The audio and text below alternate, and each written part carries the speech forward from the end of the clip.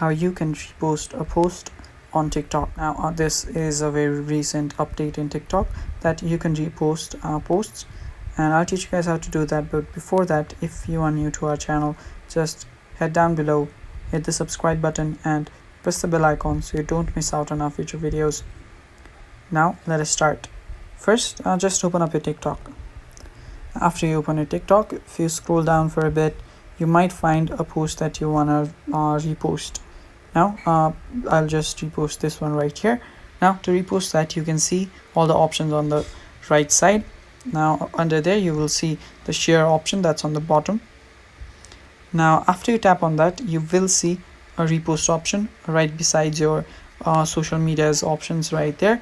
Just tap on repost, and there you can see it says I've reposted this just now, and you've reposted this post.